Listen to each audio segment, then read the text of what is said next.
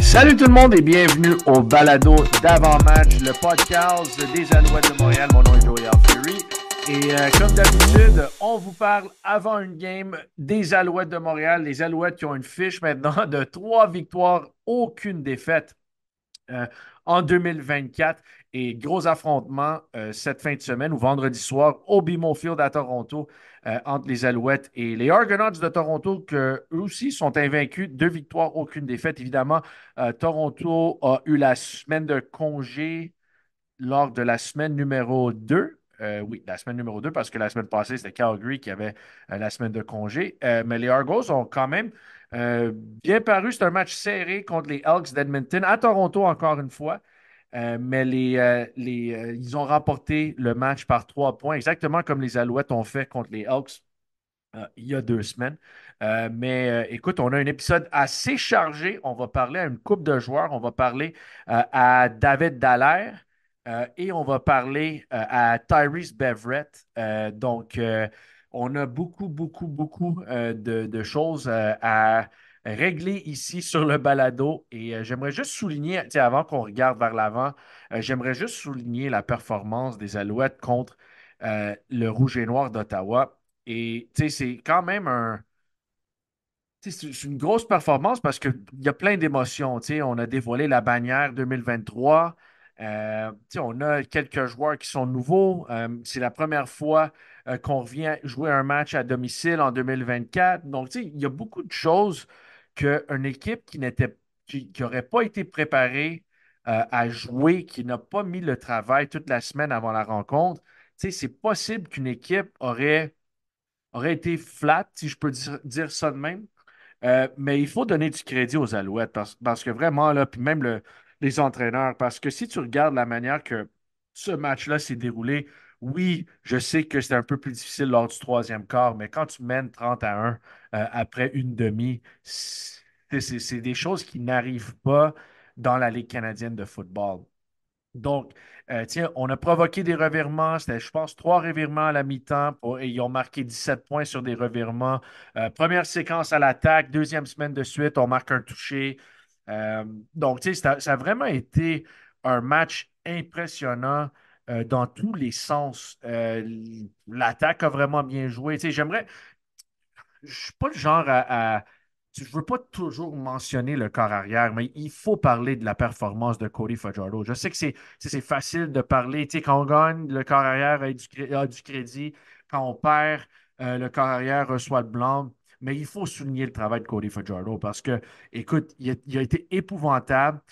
On a lancé assez souvent dans les zones profondes dès le début du match. Ses premières séquences à l'attaque, grosse passe captée par Tyson Philpott pour un gros gain sur les lignes près des lignes de côté, côté droit du terrain. Donc, tu sais, mais je trouve que écoute, on a tenté beaucoup de passes dans les zones profondes et si je ne me trompe pas, tous ces passes-là ont été complétés sauf une et il y avait une punition contre le Rouge et Noir pour contact illégal sur Cole Speaker. C'est le seul qui n'a pas été complété, mais les Alouettes ont quand même ils ont eu les verges euh, sur ce jeu-là à cause de la pénalité. Donc, tu sais, selon moi, oui, je sais que tu sais, les joueurs vont dire qu'il aurait pu jouer 60 minutes, mais tu sais, un match de football, en particulier dans la Ligue canadienne de football, où les matchs sont tellement serrés, tu sais, c'est pas évident de dominer pendant 60 minutes. Donc, je sais que c'est quelque chose que les joueurs doivent dire. Cody Fajardo l'a mentionné après la pratique mercredi. Il a dit qu'il faut qu'il soit meilleur, mais tu sais, près de 400 verges. Il aurait dépensé les 400 verges s'il aurait joué le match au complet, mais c'est Caleb Evans qui a fini la rencontre. Il a été très bon dans les zones profondes. Il a couru pour un toucher. Il y avait un toucher au sol aussi. Donc, tu sais, pour moi, Cody Fajardo a été incroyable. Et ses cibles, en particulier ses cibles canadiennes, hein, Phil Pott et Julian Grant ont connu des bons matchs. Phil Pott a eu fini avec 150 verges et Julian Grant 116, si je ne me trompe pas. On a changé les chiffres parce qu'après la rencontre, c'est Julian Grant qui avait comme 139 verges sur le site de la Ligue, mais ça a changé cette semaine. Mais si on regarde ces deux-là, et si on regarde Philpott en particulier, Tyson Philpott, première semaine à Winnipeg, 141 verges. Là, la semaine passée, contre le Rouge et Noir, 150 verges. Là, tout d'un coup, on commence à voir un jeune joueur qui s'établit, tu sais, comme joueur, comme receveur dominant dans cette ligue. Et en ce moment, il y a un receveur dans la ligue qui a plus de verges que Tyson Philpott, et c'est Alexander Hollins des Lions de la Colombie-Britannique. Puis Hollins a fini avec plus de 200 verges sur réception lors du dernier match contre les Blue Bombers de Winnipeg. Donc, tu sais, Philpott, là, c'est tout un début de saison. Tu sais, c'est un joueur qui peut attraper les passes intermédiaires, le ballon court aussi. On l'a vu dans les zones profondes, on en a parlé. Mais tu sais, Philpott, c'est un joueur complet, un receveur complet, et on est en train de voir ça. Et tu sais, c'est fou parce que il est tout jeune, là. Tu sais, on parle d'un gars c'est sa troisième saison au football professionnel, et c'est un gars qui a encore 23 ans. Il va avoir 24 bientôt, mais il a 23 ans en ce moment. Et tu sais, ce gars-là, il a tellement un bel avenir devant lui que tu sais, c'est incroyable de voir ce qu'il fait en tant que receveur à 23 ans. Et je l'ai mentionné, je pense, sur l'après-match vidéo qu'on fait sur les réseaux sociaux. Mais Tyson Philpott a fait des sacrifices pendant la saison morte parce que lui, on sait, pendant la saison morte, d'habitude, il habite à Vancouver, mais pendant cette saison morte, il est resté à Montréal. Tu sais, il est resté ici, il a travaillé avec le préparateur physique Pierre-Olivier Brault, et lors de ses deux premières saisons, il a raté beaucoup de temps à cause de blessures pendant les camps d'entraînement. Mais là, il a été en santé tout au long du camp. Et là, il y a un début de saison canon. Tyson Philpott, c'est vraiment beau à voir le développement de ce joueur-là parce que, honnêtement, s'il a le potentiel d'être le meilleur receveur de la Ligue, et le fait qu'il est Canadien, c'est un bonus. Et même chose, tu sais, pour Julian Grant. euh, je sais qu'il est peut-être moins, tu sais, les partisans le connaissent, mais le connaissent un peu moins que Philpott. C'est sûr qu'avec Philpott, tu sais, quand tu réussis euh, l'attraper gagnant dans la Coupe Grey, c'est sûr que ça va amener de l'attention. Mais Julian Grant, quand il s'est blessé l'an passé, je pense qu'il s'est blessé fin juillet. C'est un joueur qui était dans le top 5 pour les verges sur réception, derrière Austin Mack notamment, mais il était dans le top 5. Et là, il s'est blessé une deuxième fois fin septembre, et donc ça a cassé le rythme de sa saison. Mais ceux qui ont regardé les Alouettes l'an passé, ils savent que Keon Julian Grant a le potentiel de devenir un joueur étoile dans cette ligue. Et à date, on le voit, Philpott est deuxième pour les verges sur réception. Julian Grant est dans le top 10.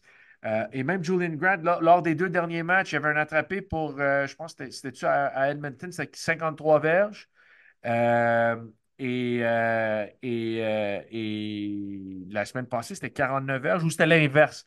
Mais peu importe, il y a deux attrapés de 49 verges et plus lors des deux derniers matchs. Donc, tu sais, c'est un gars beaucoup de vitesse, très rapide, très bon comme Philpott dans les zones profondes. Tu sais, c'est deux des receveurs les plus rapides de la ligue, et ça cause des problèmes pour la défensive adverse. Donc, euh, il faut donner le crédit à Cody Fajardo, il faut donner du crédit à la ligne à l'attaque, mais les receveurs aussi, ils méritent du crédit parce que ces deux-là en particulier ont été très, très forts. Vous écoutez le balado podcast avant-match avec Joey Alfieri. On va passer en anglais. We're going to go to English in just a few minutes, but there's a couple of things we want to knock out in French. On va continuer un peu plus en français. Je voulais souligner, on va parler en anglais bientôt. On va avoir une entrevue en anglais aussi avec Tyrese Beverett et en français avec David Dallaire. Mais je voulais juste souligner, avant qu'on change de sujet, côté receveur, il faut souligner le travail de Reggie White Jr. aussi. Vous êtes nombreux, vous avez été nombreux l'an passé et cette année à me demander des mises à jour sur son état de santé. Reggie White Jr., c'était 620 matchs, 620 jours entre son dernier match et son premier match en 2024. Grosse blessure au genou, et toute une performance. Ça a pris un peu de temps. Moi, je pensais qu'on allait lui donner, tu sais, on allait lui lancer des passes tôt dans la rencontre. Ça a pris un peu de temps, mais il a fait un gros catch pour 22 verges. Et là, pendant le quatrième quart, deux passes de toucher en 4 minutes 7 ou deux touchés en 4 minutes 7 secondes, je ne me trompe pas. Donc, vraiment, un premier match très bien réussi pour Reggie White Jr. Il a fini avec 61 verges sur 4 réceptions de toucher, si je ne me trompe pas. Donc, tu as Tyler Snead qui sort à cause de blessure, tu as Reggie White qui rentre. Il a connu un bon camp d'entraînement et là, tout d'un coup, Reggie White éclate pour plus de 60 verges et deux touchés contre le Rouge et Noir d'Ottawa. Donc, encore une fois, on l'a vu l'an passé, plusieurs blessés côté des Alouettes, mais la profondeur est là. Ce n'est pas toutes les équipes qui perdent un Snead qui peuvent le remplacer par un Reggie White. Donc, il fallait absolument souligner le travail de Reggie White et de l'attaque. Et on l'a fait, mais j'ai hâte de voir comment ça va se dérouler contre Toronto cette semaine parce que les Argonauts, c'est quand même un beau test pour les Alouettes. C'est quand même une bonne équipe. Je sais que Chad Kelly n'est pas là pour au moins les 9 premiers matchs de la saison, mais il faut le dire qu'eux autres, ils jouent bien. La défensive joue assez bien là-bas, même s'ils ont accordé 36 points contre les Hawks. Et l'attaque, le jeu au sol fonctionne très bien à Toronto. Donc, ça va être un beau test pour les Alouettes, mais quand Cody Fajardo est en train de jouer à ce niveau-là et euh, quand tu as des receveurs, tu as plein de profondeur côté receveur. Tu sais, on n'a même pas parlé de Cole Speaker. Tu sais, c'est un autre gars qui peut faire des jeux aussi. C'est vraiment une belle équipe, belle chimie, mais beaucoup de profondeur dans cette équipe-là. Et c'est comme ça que tu deviens une équipe dominante parce que tu te bâtis de la profondeur et tu perds des joueurs, tu perds des joueurs se blessent, tu perds des joueurs qui deviennent agents libres ou tu peux faire des transactions qui te rapportent soit des joueurs canadiens ou des choix au repêchage parce que tu as beaucoup de profondeur et c'est ça que les Alouettes ont en ce moment et c'est une grosse partie de la raison pour laquelle ils sont 3 victoires, aucune défaite après 3 semaines. On a hâte de voir ce que ça va donner en fin de semaine contre Toronto vendredi soir, mais ça va être un beau test.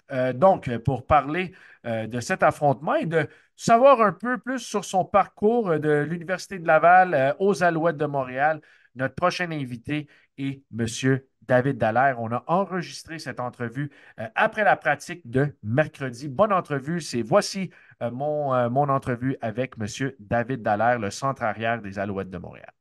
David, tu sais, c'est un plus grand rôle pour toi, juste en général, là, avec toi qui est parti à Hamilton. Comment tu trouves tes 3 premiers matchs dans ce rôle-là?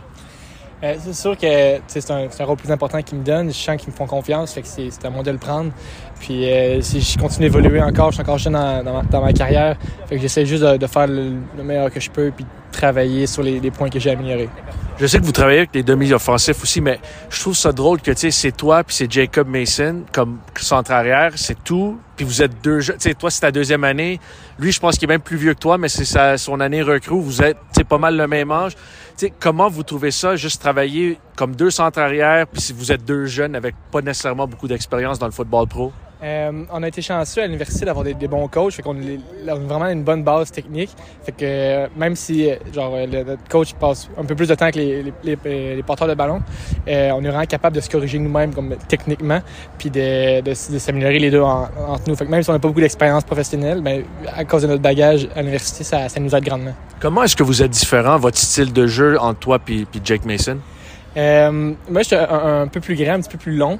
Fait que moi, faut plus que je travaille à être bas, tandis que lui, vu qu'il est un petit peu plus bas, il y a déjà le leverage, qu'on peut dire, là. Fait que lui, il est comme... Je sais pas comment l'expliquer, là. Mais c'est ça. Puis moi, je suis plus à l'aise sur courir des tracés de passe puis sortir sur la passe. Fait que ça, c'est un style de jeu qui est comme un peu plus à moi. Tandis que Mason est je pense qu'il est un petit peu meilleur, mettons, au sol.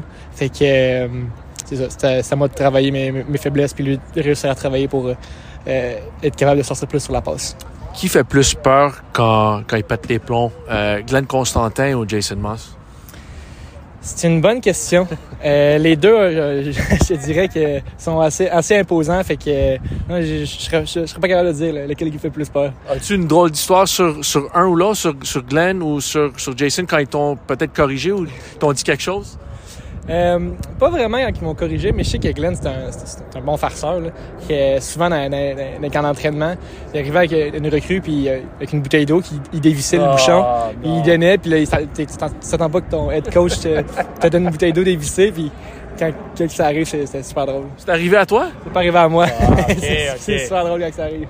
C'est quoi t'as-tu un rituel avant match que tu fais tous les semaines ou est-ce que tu go avec le flow, mettons? J'ai pas vraiment de rituel. Moi, tout ce que ça me prend, c'est un petit 2-3 minutes. Je vais me recueillir, prier, puis me préparer pour la game, là, demander que tout aille bien. Qu'est-ce que tu manges avant les matchs? Habituellement, c'est du Subway. Toi aussi, parce que ça fait une couple de gars qui parlent de Subway. C'est quoi ta commande quand tu vas au Subway? C'est un 12 pouces poulet teriyaki. Quel type de pain? C'est quoi, c'est... lui qui a le plus de calories, là. Je sais pas lequel, là.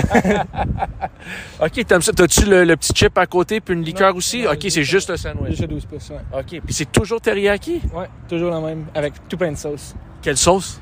J'en mets beaucoup. Je mets... Plus qu'une sauce? Ah oui, j'en mets genre 4. Ouais. Lesquelles? Oignon doux, barbecue, moutarde fumée au miel, puis sauce maison. OK, mais ça tu sais, il y a des sauces qui vont ensemble, mais ces Ils sauces-là, vont c'est n'importe quoi, non, ça. non, ils vont tous ensemble. OK. Il y a qui d'autre parmi les Québécois? Tu sais, comme tu y vas, est-ce que même sur la route, tu y vas, mais tu y vas tout seul? Non, je vais avec souvent Alexandre Gagné, Frédéric Chagnon. OK. Ouais. Payes-tu la traite, eux autres, ou jamais? Non. Jamais? Vraiment pas. Les vétérans, ils prennent pas soin des jeunes? Non. J'ai eu une entrevue avec Alex Gagné. Il est arrivé sur le balado pendant la saison morte. Puis moi, j'ai demandé le joueur le plus drôle de l'équipe. Puis il m'a dit que c'était toi. Ça te surprend-tu un peu? Oui puis non, mais tu sais, je viens d'une grande famille, fait qu'on est habitué de tout le temps faire des niaiseries, tout le temps se picosser, tout le temps se niaiser. Fait que, tu sais, pour certains, ça peut être intense, mais moi, c'est le même dans ma vie naturelle, ma vie de tous les jours, je suis dans ma famille, fait que ça me surprend plus ou moins. Là. Grande famille, c'est combien? Combien d'enfants? On est 7 enfants chez nous. 7? Ouais. Tu peux-tu les nommer en ordre? Ouais, c'est Christian, Charles, ça c'est moi, Isaac, Anne-Marie, Léa et Benjamin. C'est qui est le plus beau, plus belle de la gang? C'est le plus beau, c'est moi. Ah oui? T'es-tu seul avec une moustache? Non, on est 3 avec une moustache. Ah oui? Ouais. Ça cognait-tu fort quand vous étiez plus jeune? Y avait-tu des batailles? J'ai parlé à Dylan Wynn sur le balado la semaine passée qui me disait qu'il se battait comme pour de vrai avec ses frères. Je me suis jamais battu. Je pense que j'ai jamais donné un coup de poing à mes frères. Mais on se coltaillait tout le temps. C'était jamais une vraie bagarre, mais on était tout le temps proches. Fait que, ouais, ça ressemble à ça. Ce match-là qui s'en vient, évidemment, je sais qu'on veut pas parler de l'année passée, mais il va-tu avoir des souvenirs de la finale de l'Est l'an passé quand on embarque sur le terrain à Toronto vendredi soir? Je penserais pas. Ouais, j'ai de la misère à me souvenir de mes matchs de football parce que je tombe dans une zone vraiment de concentration, puis on dirait que le lendemain, souvent, je m'en rappelle pas. Fait que, non, des matchs de même, c'est pas vraiment quelque chose qui me dérange ou... je m'attache pas vraiment au passé non plus. Et pour cette édition des Argos, c'est quoi le gros challenge, le gros défi pour ce match-là? C'est tout le temps un nouveau challenge à chaque année. Les équipes, il y a tellement de changements dans les joueurs. Mais ça reste, ils ont les mêmes coachs, fait que leur base reste pareille. Fait que ça reste une bonne équipe. Et puis on se les attaquer comme on a prévu, fait que ça va bien aller. Pour la dernière question, c'est sur les unités spéciales. Je sais que Janarian Grant, vous l'aviez affronté souvent quand il était à Winnipeg. Là, il est rendu à Toronto. C'est quoi le plus gros défi avec contenir ce joueur-là? C'est de l'empêcher de prendre son élan parce qu'une fois qu'il est parti, il est capable de tourner le coin. Fait que c'est vraiment de réussir à attaquer le ballon assez vite pour l'empêcher de vraiment prendre son top speed puis de le plaquer assez vite. J'ai remarqué, David, que je sais que j'avais dit que c'était la dernière, mais je viens de penser à quelque chose. C'est-tu toi qui réussis le premier plaqué sur les unités spéciales à chaque match cette année? Parce qu'on dirait que c'est toujours toi, même les matchs hors concours, c'est toujours toi qui fais le premier plaqué. Non, ça a été moi les 2 premiers matchs hors concours, mais là, les 3 dernières games, ça a été moins productif un peu. J'ai eu plus de misère. Merci, David. Merci à toi. All right. Merci encore une fois à David Dallaire qui aime son Subway. Encore intéressant ça. Et malheureusement, les 2 vétérans, je suis déçu qu'ils ne payent pas la traite, mais c'est la réalité. Non, mais c'est sûr qu'il est bien entouré. Je taquine les vétérans, mais les gars comme Chagnon, Gagné et compagnie, là, c'est vraiment des bons vétérans. Les jeunes comme David Dallaire, sont très bien encadrés par ces joueurs-là. OK, we're going to go to English here. Because we just finished up that interview with Dave Dallaire. I just want to talk about, we talked about the offense and the receivers and the quarterback in particular when it comes to the French portion of the podcast. I want to focus on the defense. I mean, you have to focus on this defense on the English side. I mean, they're up to 10 turnovers. In terms of yards per play, they're the only team that gives up less than 6 yards per play on average in the CFL so far this year. You saw it, there's all kinds of leaders. Every week, it's like somebody else is stepping up. And I know this week it was the linebackers who made play after play, but I feel like the defense can come and attack you in so many different ways. And there's so many guys that just chase the football and that could hunt the ball carrier down that it's really tough to know who's coming, who's going, who's moving, who's not. I mean, it's impressive to see this defense in action. They've played at such a high level for such a long time. And you look at the way it started last week, and look, that was the game against Ottawa. I mean, it was all systems go right away. There's a lot of emotions going into that game. It's the home opener, it's the banner unveiling, and the offense came out. Ottawa won the toss. They chose to defer to the second half. Montreal took the ball. Cody Fajardo scores a rushing touchdown from the 6 yard line on the opening drive of the game. Ottawa gets the ball. First play, I think it was from scrimmage, a pass that ends up being picked off. It was deflected up by Jalen Acklin and intercepted by Tyrese Beverette. All of a sudden, a couple plays later, boom, Caleb Evans punches it in. But, now if you're Ottawa, you're staring 14-0 square in the face, and you're asking yourself here, like, what happened? It's already 14-0 before the 6 minute mark of the game. And obviously, the linebackers had a lot to do with that. Darnell Sankey forced a fumble, recovered a fumble, had a monster hit on Jalen Acklin.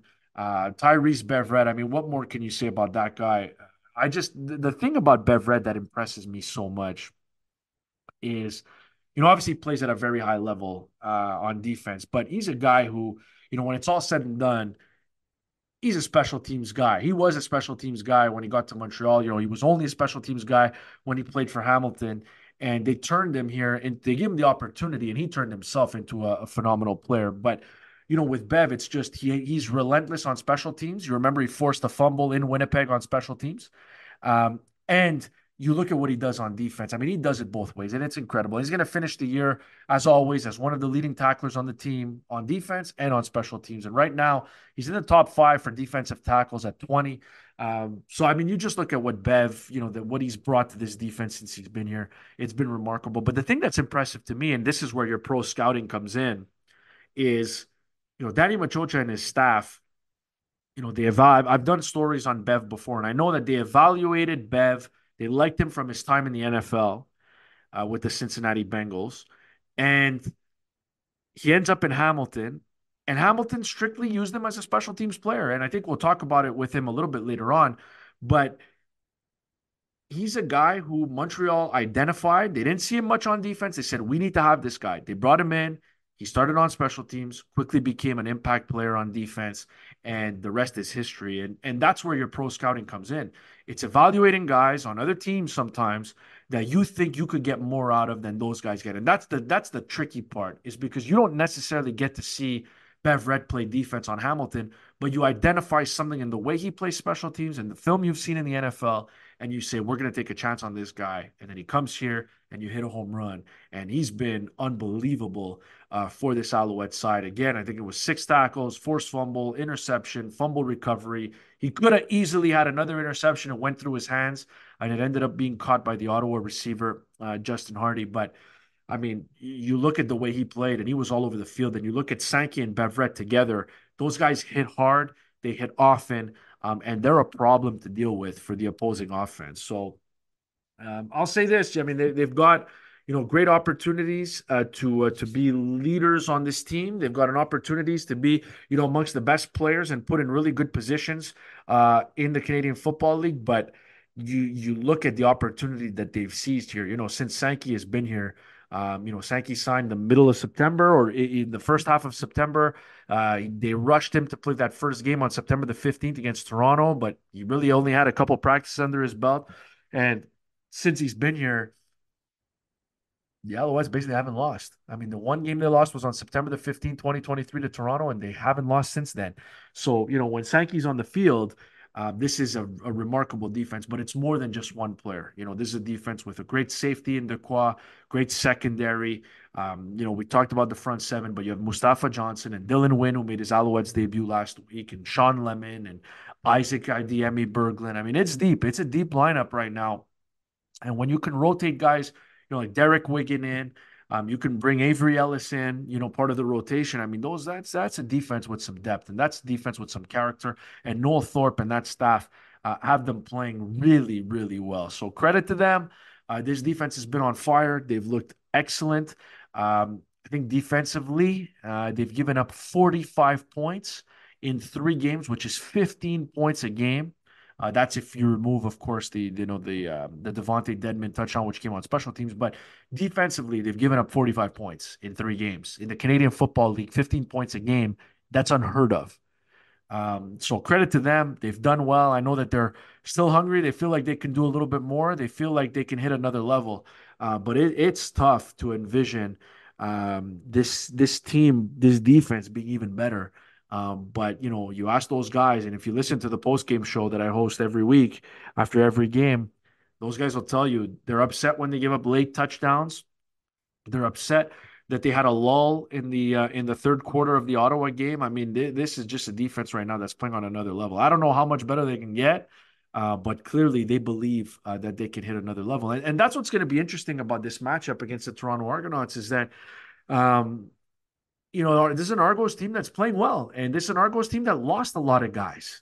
They lost Hendricks at defensive tackle, and they cut Sean Oakman earlier this season, and they lost the Darius Pickett in free agency, and they lost Brandon Barlow.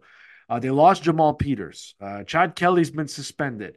They've got a couple of guys that are on the injured list now in Fullerin Orimolade and Davaris Daniel. So they've lost some bodies, Toronto, to injury and to free agency, but they found a way to stay competitive, and they beat a good BC Lions team in week 1. And now, there was a tight game against Edmonton that they were able to come out on top. And Cameron Dukes, their quarterback, has played well. You got to give him credit. He's a guy, I don't know how polished he is as a passer coming into this year. I didn't know how much, how good he was. I feel like he's gotten better. But, people that were writing off the Argonauts, I didn't see it that way because, if I look down the stretch, they didn't necessarily play their best football. But when they rested some guys, I know they lost in Winnipeg last year. Late in the season with Cam Dukes at quarterback because they were resting Chad Kelly. But Cam Dukes played well in that game. He wasn't bad. And so I knew that coming in, if they were able to give him all the reps, that the Argonauts would be fine. Now, their depth may be tested at a certain point if they run into injuries, and they're going to have to go with some guys, with some unknowns. But the reality is that this is an Argos team that's 2-0, and they're 2-0 for good reason. They've played very well. So this is going to be a stiff test. I know I said that last week. And it ended up being a blowout. But, I don't think this is going to be an easy game. It's never easy going to BMO Field, except for last year in the East Final. But even that wasn't easy. The Alouettes made it look easy, but a lot of work goes into that. And winning at BMO Field is tough. And if you look at, they were 16-2 last year. It's a different team, but they're 2-0 this year. So in the regular season, this is a team that is 18-2 in their last 20 games. So going to BMO is not going to be easy. Now, the one thing I will say about Toronto that benefits them, which hasn't benefited Montreal, this is going to be their 4th week, their 3rd game. They've had a bye week, and all 3 of their games so far will have been at home. Whereas Montreal, 3 of their first 4 are going to be on the road. So we'll see if they can come back 4-0 after playing 3 road games. That'll be impressive from a Montreal standpoint. So we'll see what happens there. It'll be an interesting matchup for the Alouettes, and it's not going to be easy. It is going to be tough. One of the guys that the Owls, we mentioned him already, one of the guys that the Alouettes are going to lean on heavily defensively this week is Tyrese Beverette. Here's my interview with Tyrese Beverette. We recorded this after the Monday practice, so this was Saint Jean-Baptiste. We recorded this interview. It's not so much focused on the Argonauts matchup, but it's more focused about him as a player, how he developed, where he came through, and just the family and the support system around him. I hope you get to learn a little bit more about Tyrese Beverette after you're done listening to this. So it was funny. After the game, I saw Christian Matt, you guys were counting down in the locker room, and he asked you how many turnovers you had, and you're like, I don't know, 2 or 3. Like, did you genuinely not know? Or like just the speed of the game happened fast? I mean, it was a little bit of me not knowing and me trying to be humble, man. I'm a guy that just don't like to focus too much on myself, you know. I like to always get the credit of people around me because football is a collective sport. I mean, you know, I had them individual stats, but without certain people doing their jobs, I don't think none of that can happen. I've noticed, did you make a point to be more vocal this year? Because I feel like you're a little bit more vocal around the group. I know you always talk to the defense and the linebackers and stuff like that, but it just feels like you're at the center of the huddle a lot. Oh, yeah, man. That's what I challenge myself, you know, just outside of my own game in football, I wanted to give back to the team and give my experience to the younger guys. And, you know, that goes a long way. When you have leadership, that can do something great to your team. So I noticed that, and I told myself I'm going to challenge myself in that way. Could you walk me through like how you picked Stony Brook and your journey through the NFL and how you got to Canada? How much did you know about Canada and the CFL growing up? I mean, all of it was a blur, man. I just had my head down and I was just going. I mean, you know, I just felt like everything was destined for me. Everything happened for a reason. I mean, I didn't plan on these things. These things just happened. Me going to Stony Brook, I didn't expect to go there. Honestly, at first I committed to Delaware. And then when I was about to go to Delaware, the coaches got fired. So after that weekend, I just opened back up my options and I took a visit at Stony Brook. And honestly, I just liked the visit. It was in New York, and I knew a few guys that already went there. So I felt like it was the best fit for me. But me personally, I never been on the best teams. I never been on the teams that got the most. But I always was the type of guy that always want to ride for the people I got next to me. So is that the first time you ever won a championship? Last year? Football-wise, yes. Actually, that besides Pop Warner, I was very successful in Pop Warner. But then when I got out of that and I got older, it wasn't too much winning. I mean, so yeah, that was the first time winning a championship, to be honest. You look like a dual threat in Pop Warner, though. Did you play running back and linebacker or defensive end, or where did they have you? Yeah. I played. I was a big offensive guy. I definitely played defense. Yes, everywhere. The same way here. Punt returner, running back. Sometimes I kick field goals. You know what I'm saying? Like I said, I just love to play football. I was always a competitive guy. You know, and I never was settled for less. You know, I always pushed myself. I could always do more. What's the longest field goal you ever kicked? To be honest, I don't remember, but it probably was about only like 20 yards. You know, we wasn't even kicking with the right technique, probably with the front of our toes. But, you know, whenever my number was called, I just did what I was asked. If I gave you 10 carries in a game like this week, if I give you 10 rushing attempts in a week behind this offensive line, how many yards could you get me? Oh, yeah, we going for the most. I mean, I think I could get about 100 or more. You can put 10 yards a pop? Yeah, man, I'm competitive. I mean, my whole life, man, whatever I set my mind to, that's what I do, you know. Once you tell yourself you're going to do it, that's what you do. You set goals high, and that's where you land. I know a lot of people talk about the pregame ritual. What's your postgame ritual? Like, what's a typical, day after the game or even night after the game? Do you call anybody? Do you talk to someone? For sure. Definitely call my family. I'm a big family guy, you know. I definitely like to talk with them, to see what they seen in the game, see how they felt about the game. Then, just chill. I like to go out with the teammates, just bond a little bit. Eat good food and just relax and get my body ready for the next week. I know you got a lot of family at the game. When you call them, are they brutally honest with you, or do they sometimes when they know you're down or whatever, do they try to sugarcoat it, or do they kind of pile on? I mean, I think it's a healthy balance. My mom is going to definitely tell me when I'm lacking. You know what I'm saying? She's not going to sugarcoat it, and I appreciate that because she was my biggest fan. She supported me, so it's only right if I take her criticism. Yeah. Just the process, I know it was a few years ago now, the process of coming to Montreal, the fact that they saw something in you, you were primarily special teams guy in Hamilton, but the fact that they saw something in you more than that, how special was that in the recruiting process to you?